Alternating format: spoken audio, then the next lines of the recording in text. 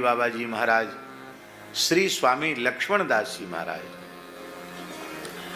ये भी ब्रजवासी बालक थे। इनका जन्म बलदेव जी का था, दाऊ जी का जन्म था इनका, बलदेव का।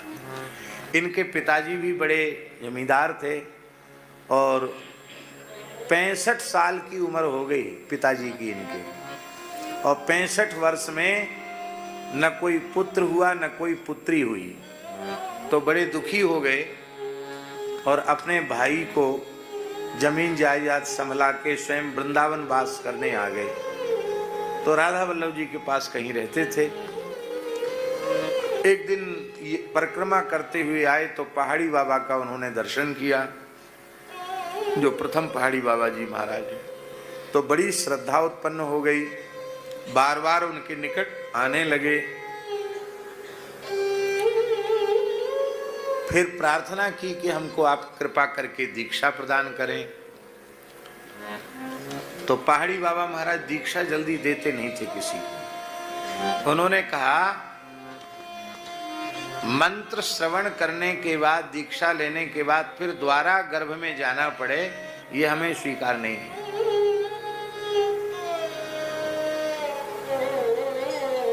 तुम्हारे मन में पुत्र की प्रबल वासना है और वासना ही पुनर्जन्म का कारण बनती है। तो इस जन्म में नहीं पूरी हुई तो दूसरा जन्म तुमको लेना पड़ेगा। तो मेरा शिष्य दूसरा जन्म ले, ये हमें सहन नहीं है। इसलिए तुम अधिकारी तो हो, लेकिन जाओ पहले पुत्र की वासना पूरी करो, घर लौट जाओ, चले जाओ और तुम्हारे एक पुत्र होगा। 65 वर्ष के दंपति को आशीर्वाद दिया बाबा ने, तुम्हारे पुत्र होगा। तो उन्होंने कहा, हमारी आशा तो हमको नहीं है कि हमको पुत्र होगा, लेकिन आपने कह दिया है तो जो पुत्र होगा वो हम आपको ही भेंट कर देंगे। बाबा बोले, देखा जाएगा। और वे वहां गए तो ये जो महापुरुष हैं, दूसरी छवि जो विराजमान है, श्री स्वामी लक्ष्मण दास जी, इनका जन्म हुआ। तो ये जब 1.5 महीने के थे, विचित्र घटनाएं हैं ये सब, बहुत पुरानी बातें नहीं है। जब ये 1.5 महीने के थे तो इनके पिता माता ने लाकर बाबा की धूनी पर उनके चरणों में उनको रख दिया। महाराज, आपकी अमानत, आपकी भेंट आपको अर्पित है। बाबा बड़े प्रसन्न हो गए, बोले, देखो ब्राह्मण अपने वचन का पक्का निकला। भैया हो गई, फोटोग्राफी हो गई। ब्राह्मण अपने वचन का पक्का निकला, जो कहा सो पूरा किया। बोले, ये तो मेरा हो गया, आज से इसका नाम लक्ष्मण दास हो गया। 1.5 महीने के बच्चे को, आज से ये मेरा विरक्त चेला हो गया, इसका नाम लक्ष्मण दास हो गया। पर मैं प्रसन्न हूं, तेरे 4 और होंगे बालक। ये तो हमारा हो गया, ये तो तुम्हारी गिनती में नहीं है, पर तुम घर में ही रहो, अभी 4 पुत्र और होंगे। तो वो बेचारे घबरा गए, बोले, महाराज हमको तो एक की भी आशा नहीं थी, अब 1 हो गया, आप कहते 4 होंगे।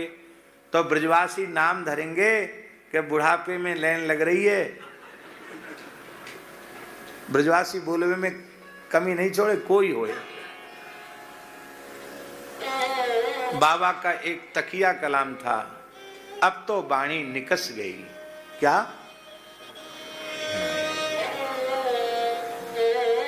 बोलते ही नहीं थे, और कभी मुंह से कुछ बोला तो पक्का होना है। बोले, अब तो बाणी निकस गई, माने अब तो बाणी मुख से निकल गई, अब तो 4 होंगे ही। तब लक्ष्मण दास जी के 4 भाई और हुए। इनको 1.5 महीने के थे, उनको भेज दिया। बोले, थोड़ा सावधान हो जाए तो इसको मेरे पास ले आना, अब ये तुम्हारा नहीं है, पालन पोषण के लिए तुमको दिया है। जब ये 5 वर्ष की आयु तक अपने घर में रहे लक्ष्मण दास जी, इसके बाद बाबा ने यहाँ, उनके पिता माता यहाँ करके गए, महाराज के शिष्य हो गए थे। और फिर आपने इनका यज्ञोपवीत संस्कार कराया। पहाड़ी बाबा ने। और यज्ञोपवीत संस्कार के साथ ही समावर्तन नहीं, सीधे यज्ञोपवीत संस्कार के साथ ही उन्हें संन्यास दीक्षा आपने प्रदान कर दी और 5 वर्ष की आयु में आपने विरक्त बना दिया, साधु बना दिया। और ये द्वितीय पहाड़ी बाबा महाराज भी पूरे जीवन पर्यंत एक लंगोटी में ही रहे। ये जो इनका स्वरूप है, ठंडी गर्मी बरसात अपने संपूर्ण जीवन में वस्त्र धारण ही नहीं किया, केवल एक लंगोटी। इसी को कहते हैं कौपीनवंता खलु भाग्यवंता। वो भी अपने गुरु महाराज के जैसे ही रहे, वृक्ष के नीचे ही रहे। हमारे महाराज जी कहते थे बाबा सुंदर बहुत थे, गुरु महाराज लक्ष्मण दास, गौर वर्ण था और ऐसा दिव्य स्वरूप था, स्नान करके तुरंत गीले शरीर पर भस्म चढ़ा लेते। कहते भस्म न चढ़ावे तो उनको देख के नजर लग जाए, इतने सुंदर लाल शरीर, एकदम दिव्य स्वरूप, चमकता हुआ स्वरूप, अपने को भस्माच्छन्न कर लेते। और महाराज जी गुरु जी ऐसे विरक्त थे, ये द्वितीय पहाड़ी बाबा जी भी, कि उन्होंने प्रतिज्ञा की थी कि आज जो हमारे चरणों में आएगा सूर्यास्त के पहले उसको समाप्त कर देंगे, खर्च कर देंगे, दूसरे दिन के लिए कुछ भी शेष नहीं रखेंगे। उनका विचार था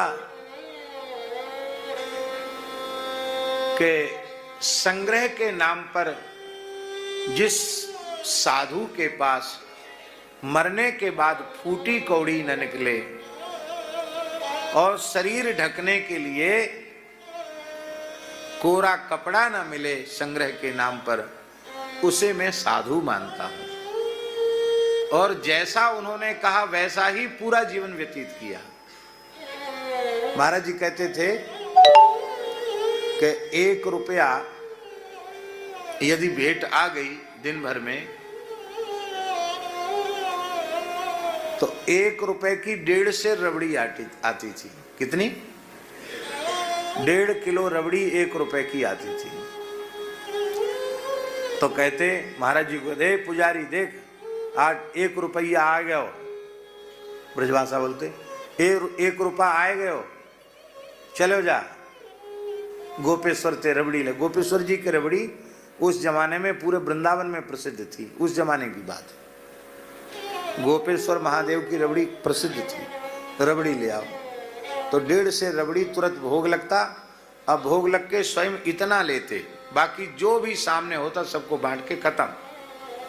कोई कहे महाराज वो दर्शन करने गया, वो जमुना जी नहाने गया, तो कहते वही बात पहाड़ी बाबा भी कहते, महाराज जी भी कहते, यही वो भी कहते, हाजिर में हुज्जत नहीं, गैर की तलाश नहीं। जो सामने उपस्थित है उसको दे दो, खत्म करो, रखना नहीं, खत्म करो, समाप्त कर देते। और महाराज जी बताते थे कि जब श्री लक्ष्मण दास जी महाराज का शरीर पूरा हुआ तो संग्रह के नाम पर 1 फूटी कौड़ी आश्रम में नहीं निकली और उनके शरीर को ढकने के लिए कोरा कपड़ा नहीं था। लेकिन ब्रजवासी तो उनको भगवान की तरह मानते थे। सब ब्रजवासियों ने बड़े धूमधाम से, महाराज जी कहते थे कि हमने तो एक उत्सव भंडारा किया, ब्रज के गांव गांव में उनके उत्सव भंडारे भये लक्ष्मण दास जी महाराज के।